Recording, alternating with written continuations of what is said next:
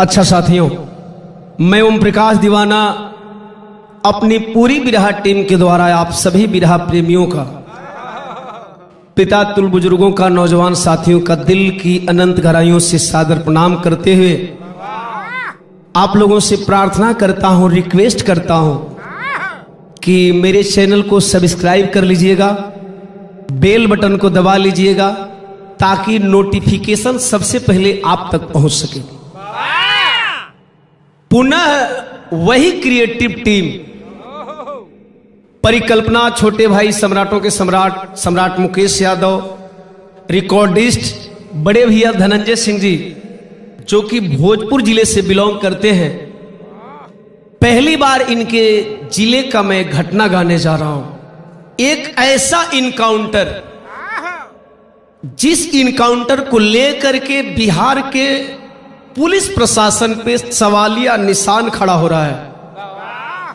आइए, भूमिका में कवि का भाव है। रोती धरा क्रांतिकारी कुंवर की, आज रोती धरा क्रांतिकारी कुंवर की, बिलखती विवश हो आजादी हमारी। शेखर भगत की समाधि बिलखती, सहमे हुए हैं वतन के पुजारी। सिस्टम पे उंगली उठाने वालों को चुभाता है सिस्टम जिगर में कटारी। अरे सिस्टम का सिस्टम हिलाने के कारण मारा गया भाई भारत तिवारी।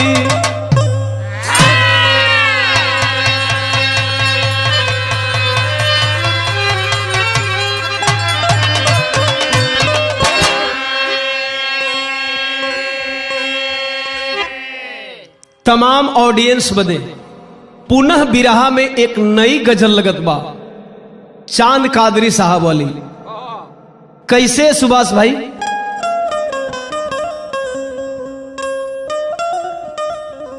कौन आशी कहता तुझसे कुछ ऐसी मोहब्बत हो गई है।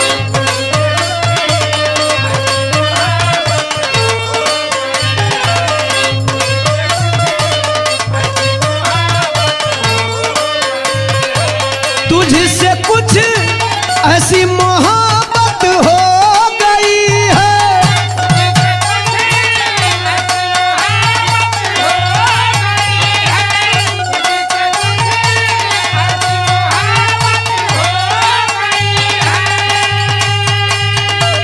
तुझसे कुछ ऐसी मोहब्बत हो।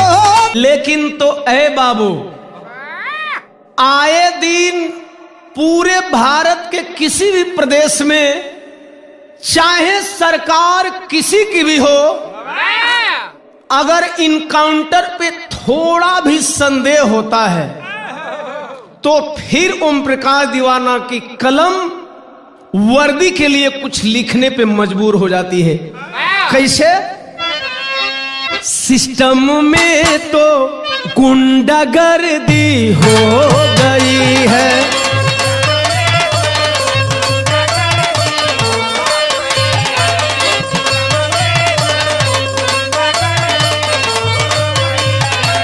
सिस्टम में तो गुंडागर्दी हो गई है।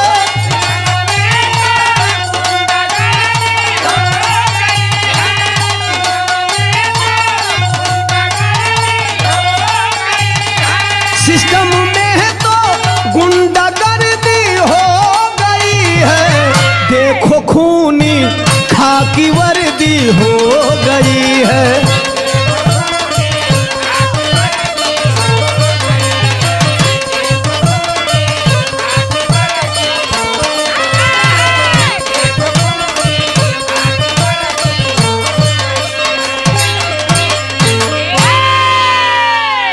यही जैसे बिरहा का कहानी चालू होता। कैसे मास्टर?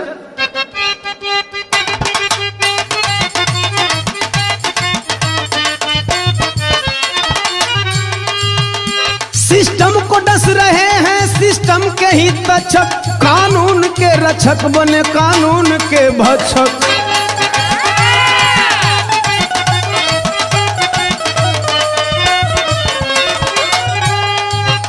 भोजपुर जिला बिलौटी ग्राम शाहपुर थाना, काशी तिवारी की प्यारी आशा है जनाना।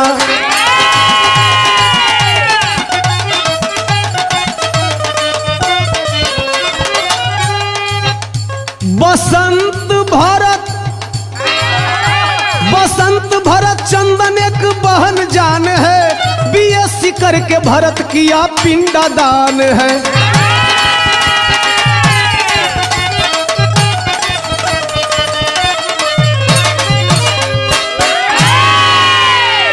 भैया हो बिरहा का बात समझ ली सबे।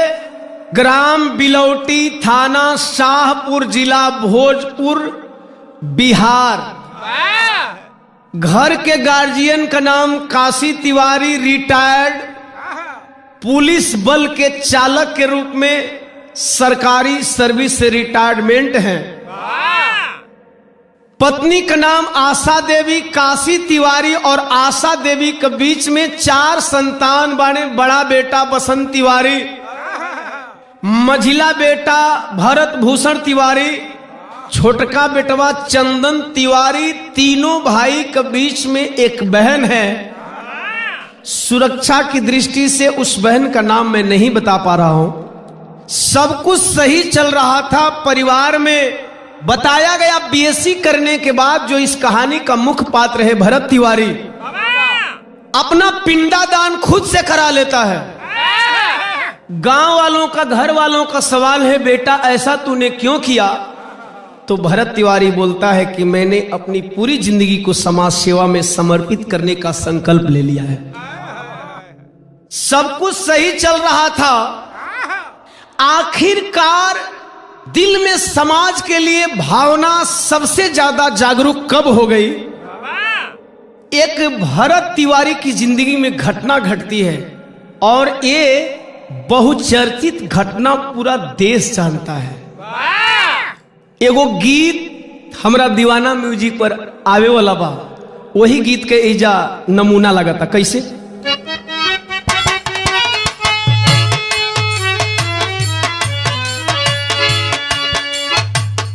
एक रंग खूनावा, एक रंग बदहनावा, बस बापी चेहरावा काला रे, खाली एगो जतिये तारानावा, जतिये धरमवा कारनावा, महनई से मनई छुवाला रे।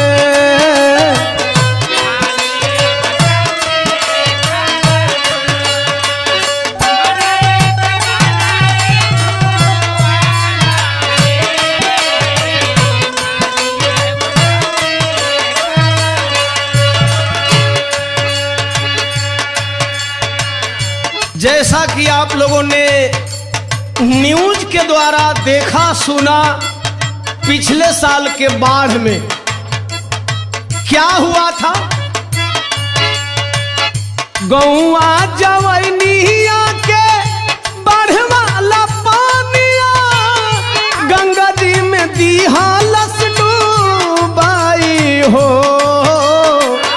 हियरा में पीरावा ले हीरावा, हियरा में पीरावा ले हीरावा, कोहरे लागल सेवा काई हो।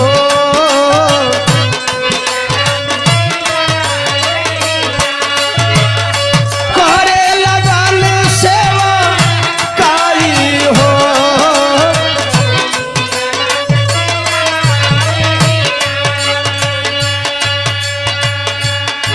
केकर सेवकाई करत हो? केकर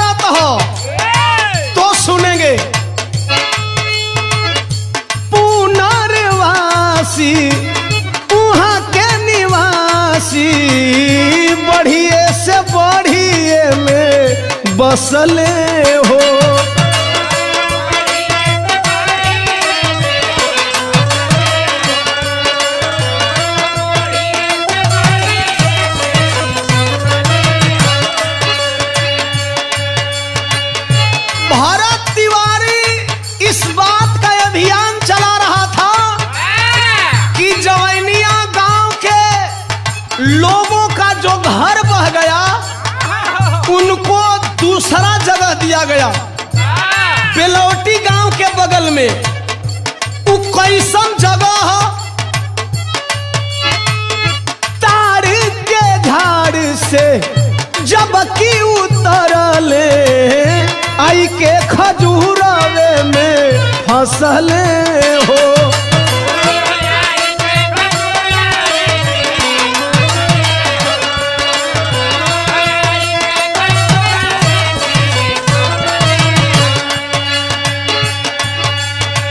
नेता अधिकारी सुने न लाचारी, लड़े खाली भारत लड़ाई हो। हियरा में पीरवा ले हीरावा, हियरा में पीरवा ले हीरावा, कहरे लागल सेवा काई हो।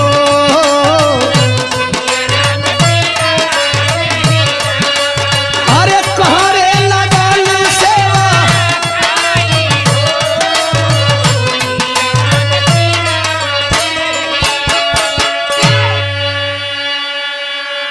भरत तिवारी का शिकायत बा। बेलौटी गांव के टाड़ पर बसल लोगन का शिकायत बा कि सरकार एक बाढ़ में से उठा करके उस जगह पे हम लोगों का पुनर्वास की है जहां बाढ़ आवे का टाइम में वही जो बाढ़ आवे का संभावना बा। यही बात का आवाज उठाना शुरू किया भरत तिवारी।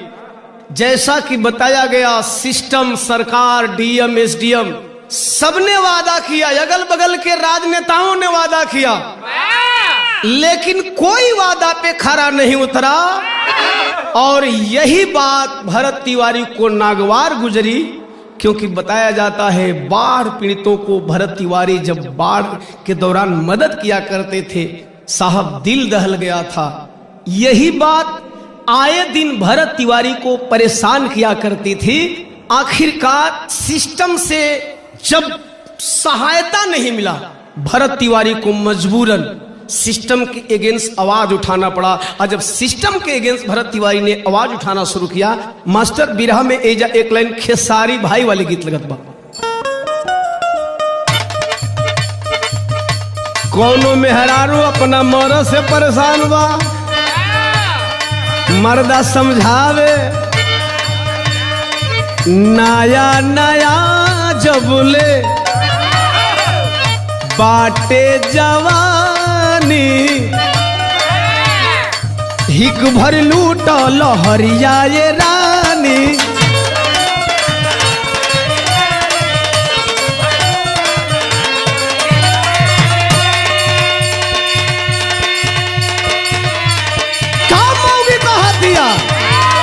दिन रात खोलत पहिरत साड़ी, मन मोर आगी भइल बा। दिन रात खोलत पहिरत साड़ी, मन मोर आगी भइल बा। ए राजा जी खोसत खोसत पलेट, कमर में दागी भइल बा।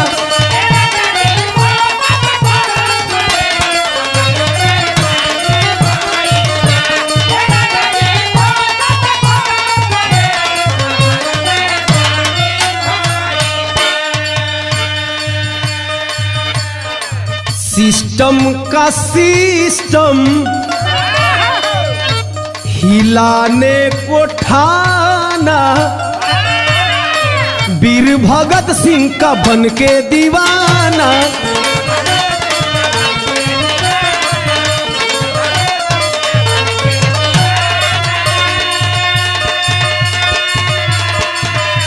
काहे बदे वादा पूरे ना ये कहू, दिलवा आगी आगी भइल बा। वादा पूरे ना ये कहू, दिलवा आगी आगी भइल बा। कल सुनत सुनत भरत तिवारी बागी भइल बा।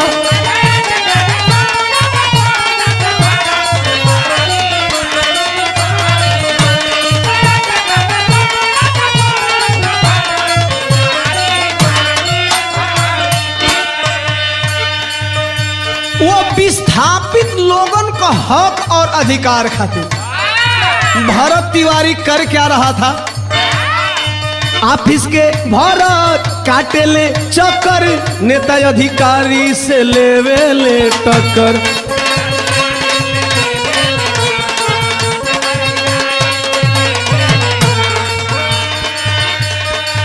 सबे करेला खाली या नकानी हो, चिंता बनल बाटे बाढ़ वाला पानी हो।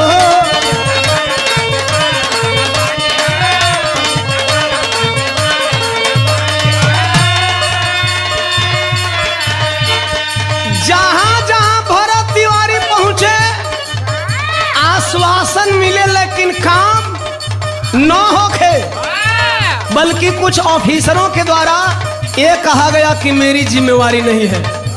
तो लाइव वायरल करे बगावत, यही से दागी भइल बा।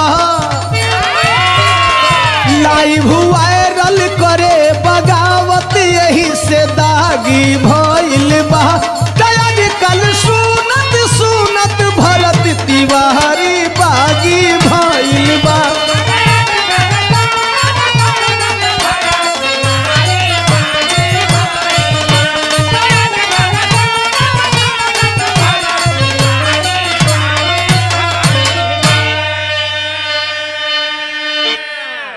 ए भैया, धीरे धीरे जब ये बात वायरल होने लगी, उसी के साथ एक दिन एक और घटना घटती है। भरत तिवारी अवैध पिस्टल लाता है कहीं से और सोशल मीडिया पे पिस्टल लहराते हुए प्रशासनिक पदाधिकारियों को धमकी दे डालता है। पुलिस दबिश देने लगी। एजा एक लाइन गीत लगा था, ये हमार गावल गीत बा, सारे गमा हम भोजपुरी पर रिलीज बा। मर्द मेहरारू से कहता, अरे प्यार करे के बेर धरे लबाई, आकू देलू छटक के तू छोड़ चार पाई।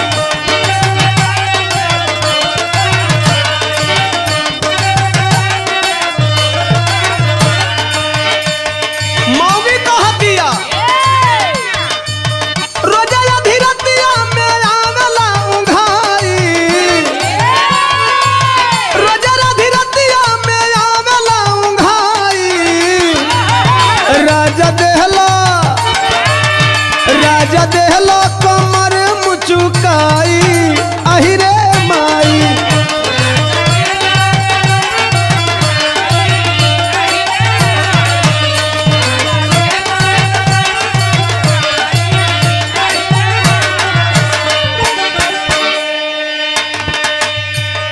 मगर थाना अध्यक्ष शाहपुर के सामने भरत तिवारी एक अवैध काम कर रहा था। कर क्या रहा था? अरे लाइव चैलेंज करे पिस्टल दिखाई, बढ़ पीड़ितन खातिर लहरे लड़ाई।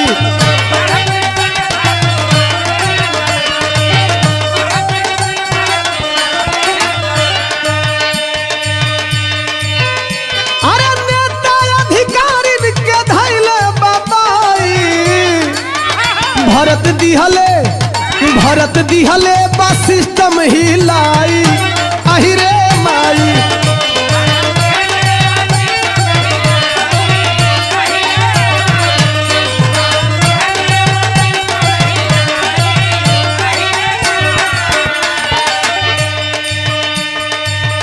जून 16 के घरे जाई हो, थकल पुलिस बा समझाई हो।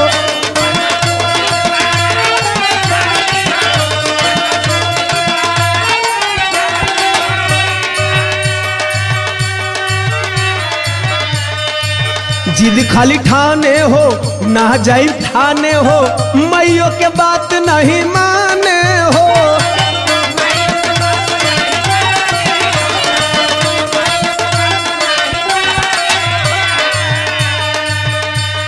माँ समझाती रह गई, पुलिस वाले समझाते रह गए। आप लोगों ने लाइव में देखा होगा वह भरत तिवारी पुलिस वालों के सामने पिस्टल तान रहा था। पुलिस को बात समझ में आई कि लोग बताते हैं ये मानसिक विक्षिप्त व्यक्ति है, पता नहीं किसी की हत्या कर दिया, तो इस बहाने ये निर्दोष साबित हो जाएगा कि इसकी दिमागी हालत ठीक नहीं है। यह सोच करके पुलिस वाले जब वहां से वापस होते हैं तो कवि जी को लिखना पड़ा,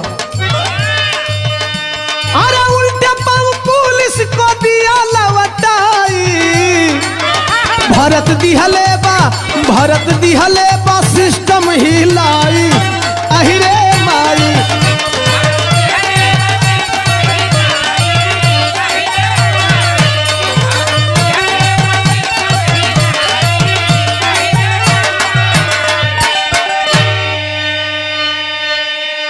ए भैया, थाना अध्यक्ष राजेश कुमार मलकार पुलिस बल को लेकर के 16 जून को तो वापस चले गए।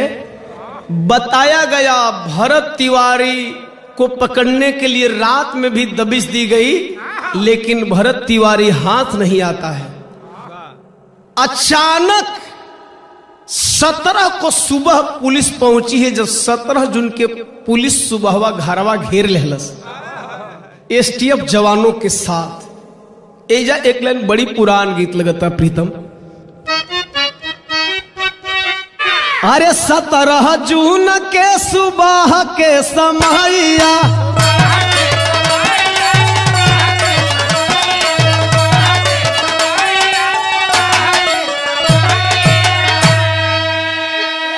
अरे घेरल बा पुलिस तब बखरिया के, करे खातिर ये न काउंटर क्रांतिकारिया के।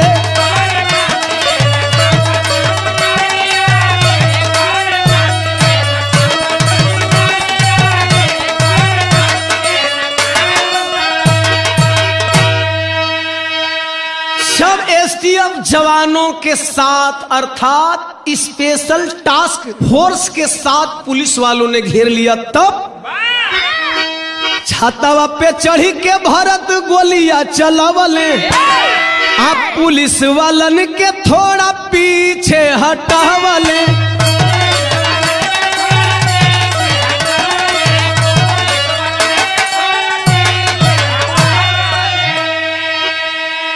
अरे तलाइव फेसबुक देखावले समरिया के, फेसबुक देखावेला समरिया के, करे खातिर काउंटर क्रांति करिया के।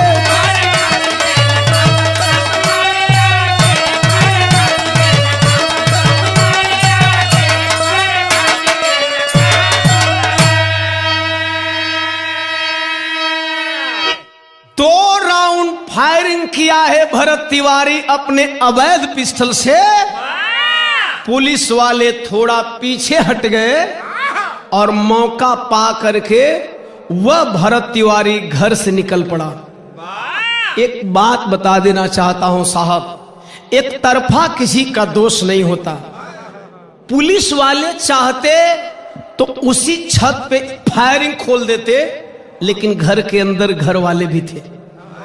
वहां से जब भरत तिवारी भागा है, वही टाण पर पहुंच गए, जौना टाण का मुद्दा उठावत रहल वहीं से लाइव हुआ है।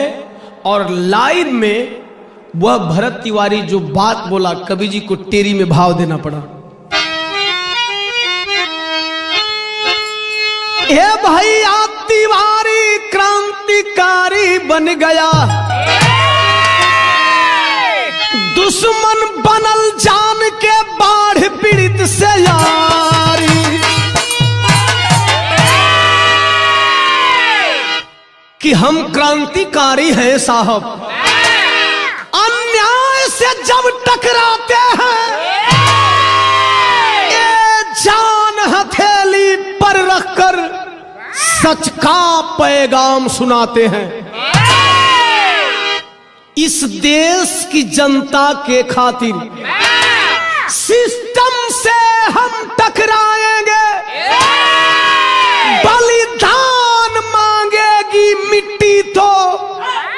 हम अपना शीश चढ़ाएंगे। कह रहा है मैं मर भी जाऊंगा फिर भी क्रांति का दीप जला दूंगा। हर दिल में हक अधिकार का सपना फिर से एक बार सजा दूंगा। पुलिस वाले बार बार फायरिंग कर रहे थे और बोल रहे थे कि हथियार डाल दो वरना मारे जाओगे। कहा डाल दूंगा। आप लोगों ने लाइव में सुना होगा कि हमारी मांग पूरी कर दी जाए। मुख्यमंत्री से लेकर के डीएम तक को बुलाने की बात कर रहा था, लेकिन भरत तिवारी के मन में जो भी आया होगा, एक बात कहता है मैं हथियार डालूंगा, लेकिन बस मांग हमारी पूरी हो, सबको सबका अधिकार मिले, जनता की जीत जरूरी हो। इतनी बात कह करके आप लोगों ने देखा लाइव में हथियार फेंक दिया।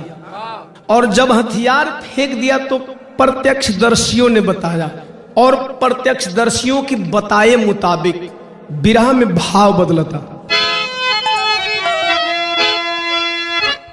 कि घेर लिहा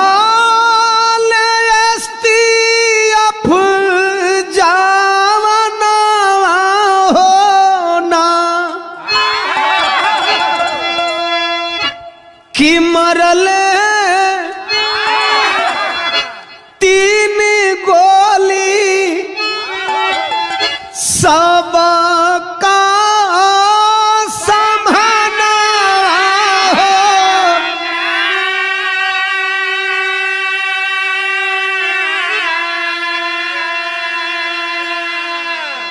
हथियार फेंकने के बाद भी पैर में 3 गोली मारा एसटीएफ वालों ने।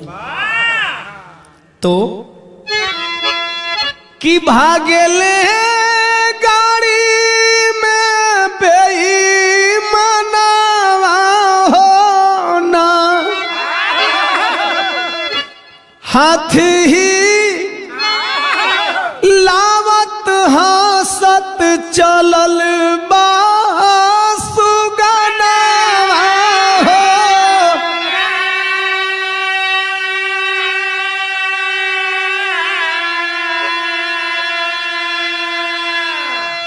लोगों ने बताया 3 गोली लगने के बाद जब पुलिस वालों ने गाड़ी में लेकर के भागा तो भरत तिवारी मुस्कुराते हुए हाथ हिला रहा था, इशारा कर रहा था मैं आऊंगा।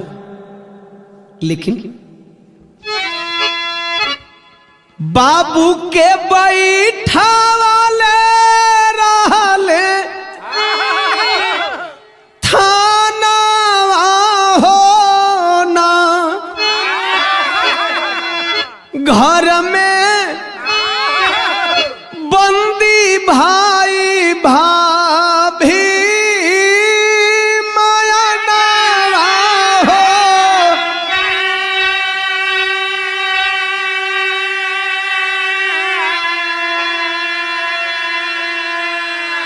घर में जो परिवार वाले थे घर के अंदर ही घिरे हुए थे, और बाप को लोग सुबह से ही थाने में बिठा करके रखा था। इधर हालात बिगड़ रही थी भरत तिवारी की।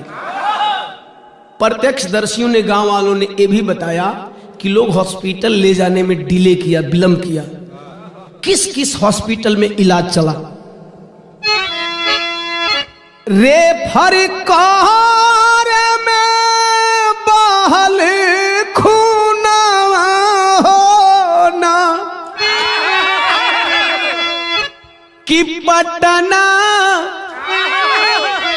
भारती पीएम सीएच में लालाना हो।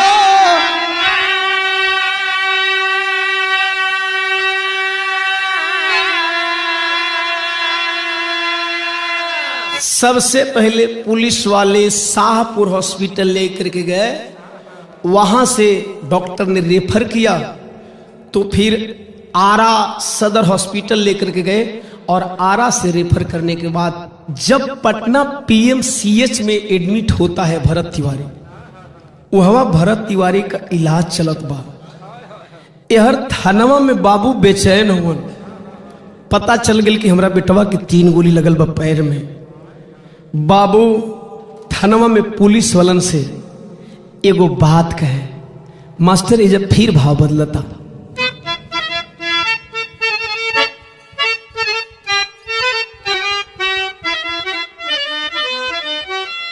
आए है बाप का दिल है ना। काशी तिवारी रोई रोई पूछत हो, रोई रोई बाबू पूछे थाना में खबरिया, कैसे बाड़े बचावा हमार हो।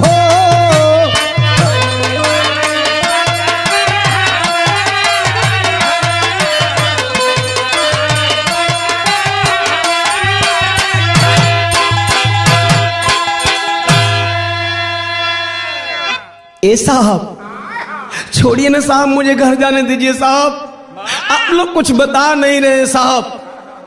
जब जब काशी तिवारी घर जाने की बात किए, पुलिस वाले बैठा दिए। एगो बात वो बुढ़वा बाप रोके कहा था, छोड़ी दजा साहब हमारो लागत नहीं खे मनवा, हमरा के खोजत होई हमारो ललनवा।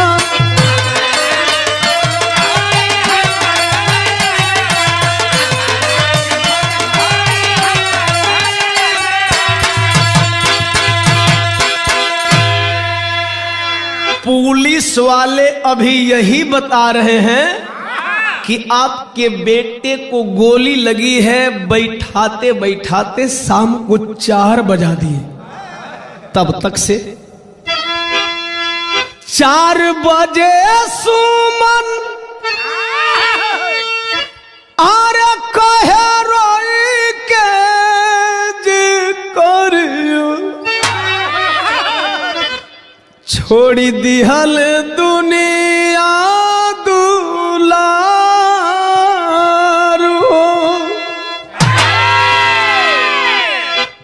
बड़े बेटा की दुल्हन बड़ी बहू सुमन तिवारी पहुंची और बोली, पिताजी अब भरत तिवारी इस दुनिया में नहीं रहे।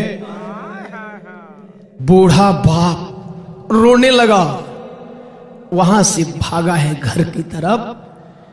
भैया हो, पूरा इलाका में शोक का लहर दौड़ गई। केहू तरह पोस्टमार्टम भइला के बाद जब लाश परिवार के मिलल बा, लसिया मिलला के बाद वो परिवार का मंजर कहा।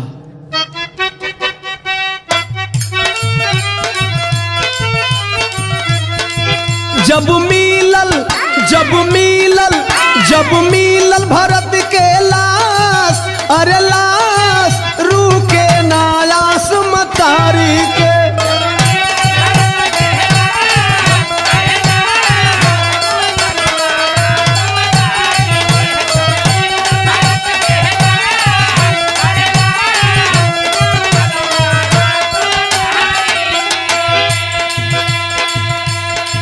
रोवे बाप संगे दोनों भाई,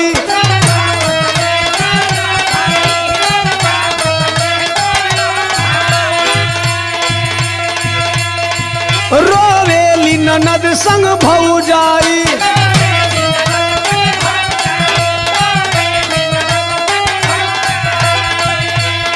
ई तो हर परिवार का स्थिति हो, जवार का स्थिति हो।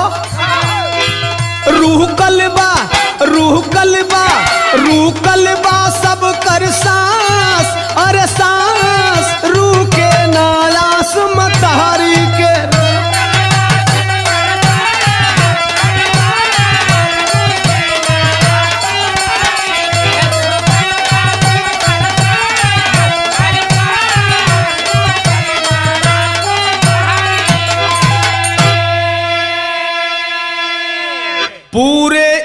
इलाके में हाहाकार मच गया। भैया हो, लसिया लेके सवेरे से 18 जून 2026 के बक्सर आरा हाईवे को लोगों ने जाम कर दिया। जब जाम भयल तब पहपट में कवि जी लिखत हो कि वो जाम का पर्पस का है, जाम में लोगन का डिमांड का है। कैसे मास्टर? कि भैया कैले चक्का जाम भइल या न्याय न्याय सब मांगे हो। अब भइल बा फर्जी एनकाउंटर चिल्लाए न्याय सब मांगे हो।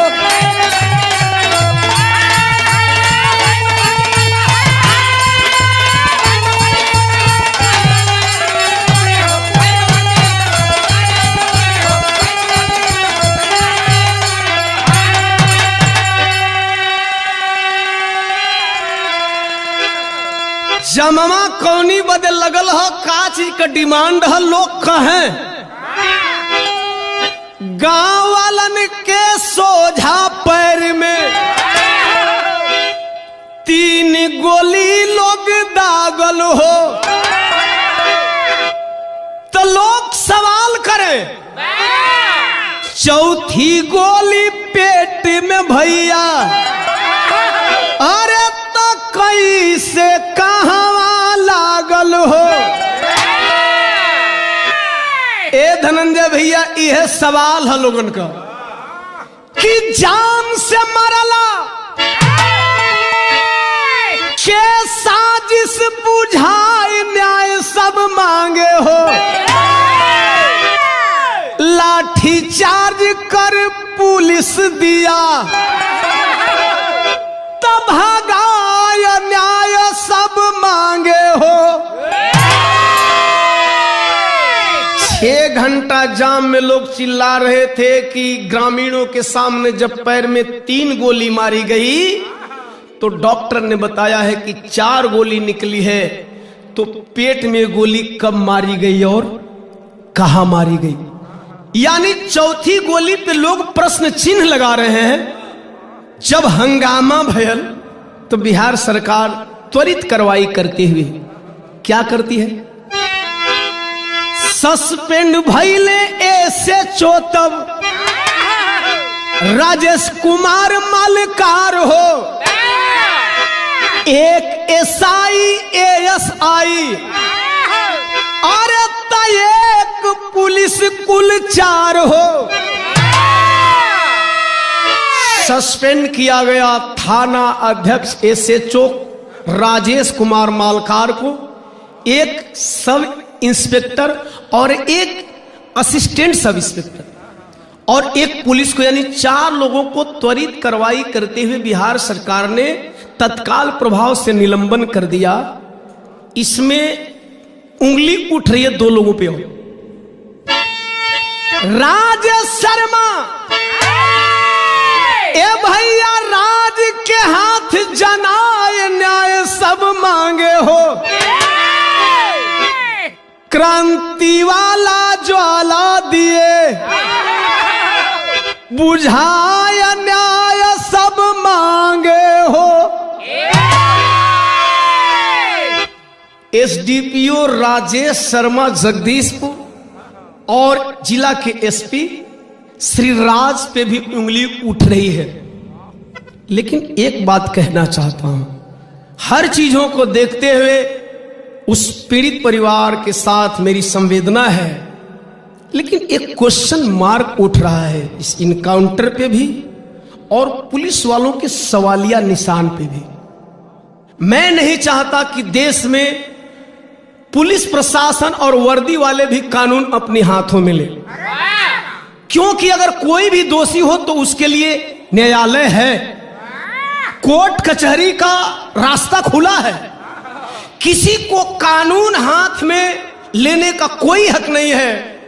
जैसा कि बार बार सोशल मीडिया में देखा गया कि अवैध हथियार के साथ भरत तिवारी पुलिस वालों को धमकी देते हुए नजर आए।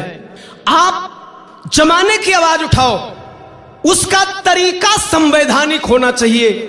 तरीका थोड़ा सा गलत था, लेकिन पुलिस के इनकाउंटर का भी तरीका गलत है।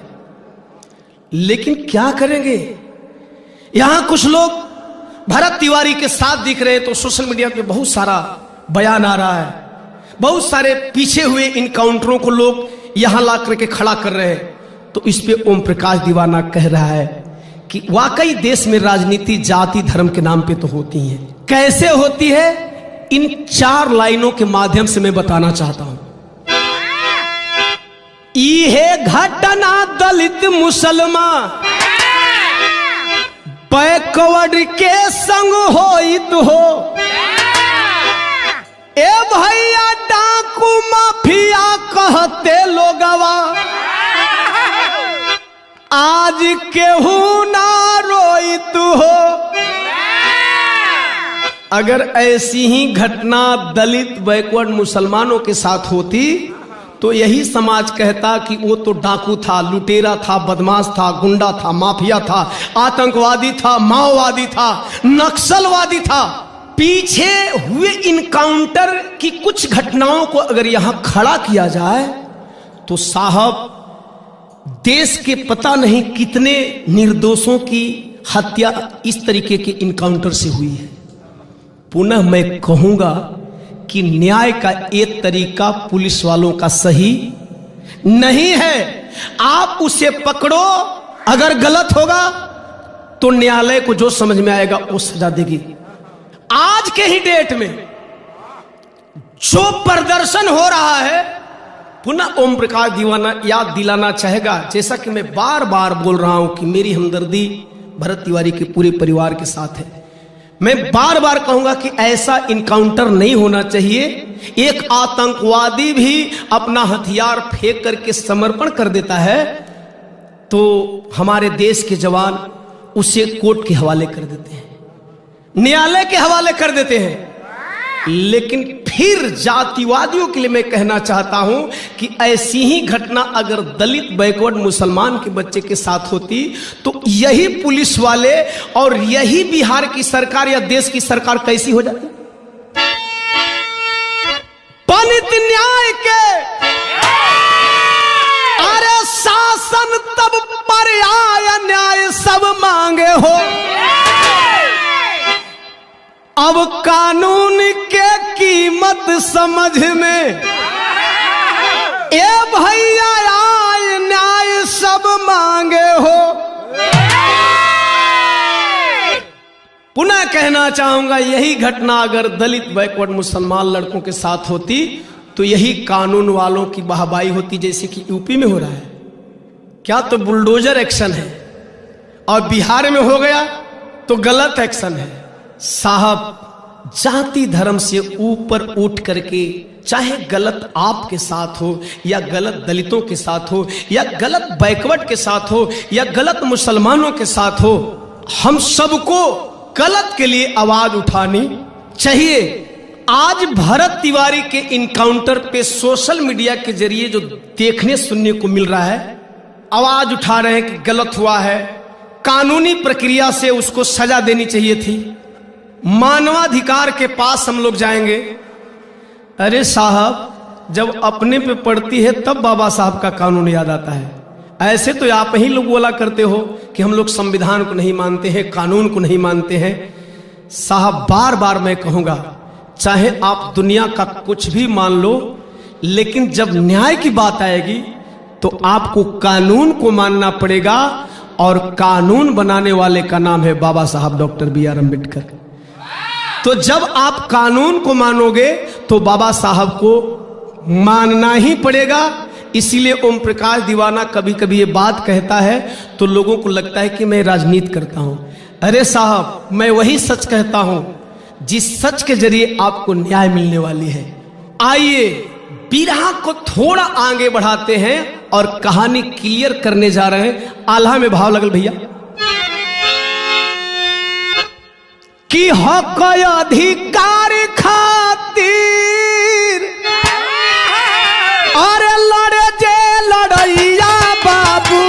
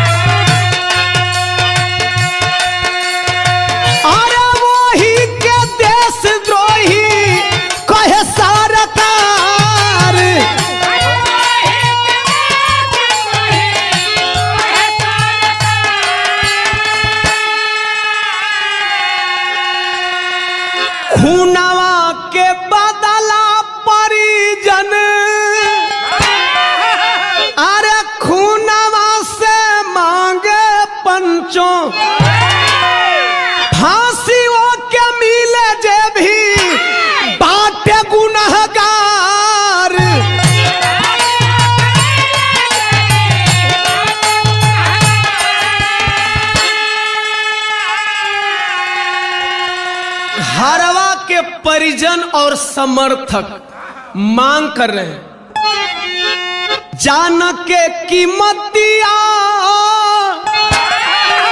अरे निलंबन ना होला बाबू, खाकी के सहारे सिस्टम, अरे बनल सीतमगार।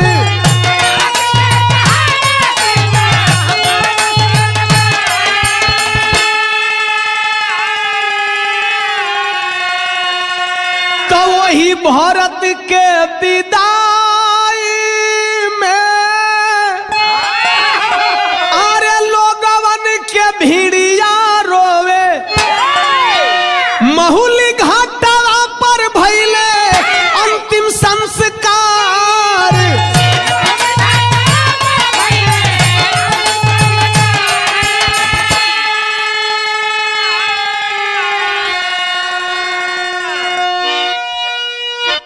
ए भैया सम्राट चौधरी जी के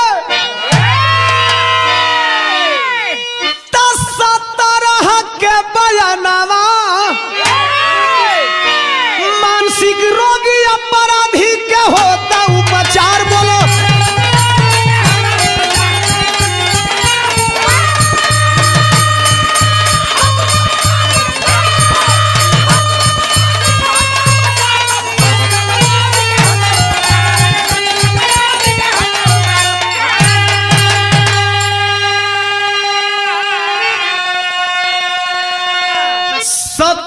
को गोली लगी है, भरत तिवारी का इलाज चल रहा था, और हमारे बिहार के माननीय मुख्यमंत्री सम्राट चौधरी जी बयान दे रहे मीडिया वालों को कि डीजीपी साहब ने कहा है उस लड़के को मानसिक आरोग्यशाला ले जाया गया है और उसका इलाज चल रहा है। अब यहां एक सवाल पैदा होता है कि क्या मुख्यमंत्री साहब को डीजीपी साहब ने गलत बताया था या डीजीपी साहब को एसपी डीएसपी ने गलत बताया था? मुख्यमंत्री सम्राट चौधरी साहब, अपराध मुक्त बिहार बनाने से पहले आपको भ्रष्टाचार मुक्त बिहार बनाना पड़ेगा। आप अपने पुलिस वालों को सही जानकारी दीजिए और पुलिस वालों से सही जानकारी लेकर के कुछ बोला करिए, और बोलने से पहले आप जिस ओहदे पे है, जिस पद पे है, उस पद का ख्याल किया करिए साहब, वरना मेरा ये गीत तो वायरल हो ही रहा था, बनावत निखई नहीं। जब बयान दे रहे हैं उस टाइम उस लड़के को 3 गोली नहीं बल्कि 4 गोली लग चुकी थी, और आप मीडिया के सामने आकर के कह रहे हैं कि उस लड़के का इलाज चल रहा है। जिस भरत तिवारी का इनकाउंटर हुआ, जिस भरत तिवारी को दोषी बनाया गया, उस भरत तिवारी के परिवार वाले भाजपा के कट्टर समर्थक थे। अब आइए जरा भाजपा की दोष नीति और निर्दोष नीति पे चर्चा करते हैं। खड़ी में भावा बोले भाजपा के खिलाफ, अरे जेऊ दोषी हो जाता, कोरे भाजपा के गुणगान वो निर्दोषी हो जाता।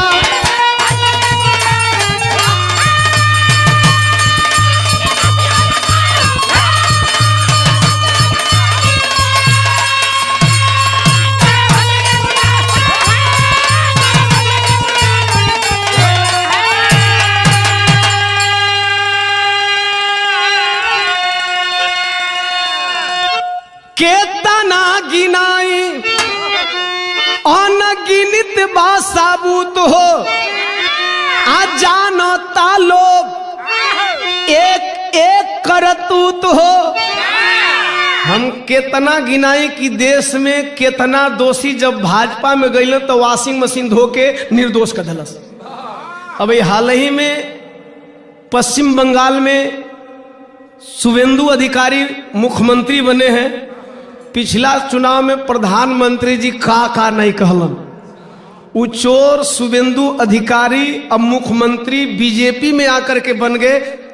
पिछले चुनाव में टीएमसी में थे तो दोषी थे, बुरे थे, भ्रष्टाचारी थे, और जब ही बीजेपी के वॉशिंग मशीन में आए ये धूल उल करके साफ हो गए। तो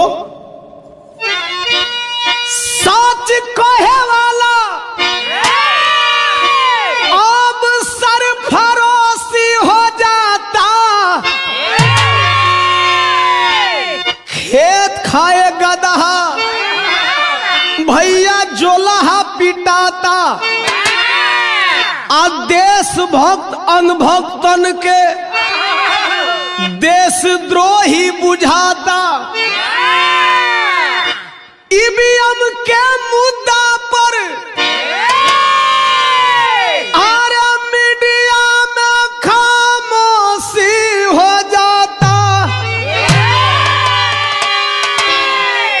कौन भाजपा के गुणगान निर्दोषी हो जाता।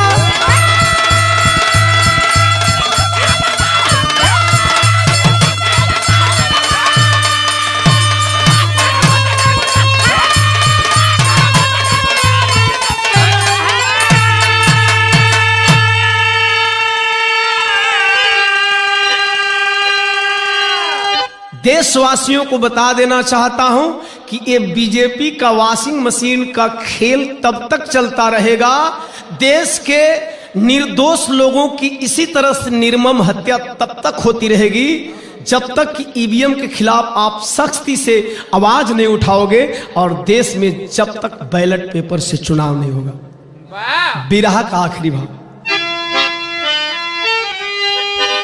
बाबा साहब आज बिलखते, बिलखे नियम कानून, न्याय के देवता का अन्यायी करे रोड पे खून। तिवारी क्रांतिकारी बन गया,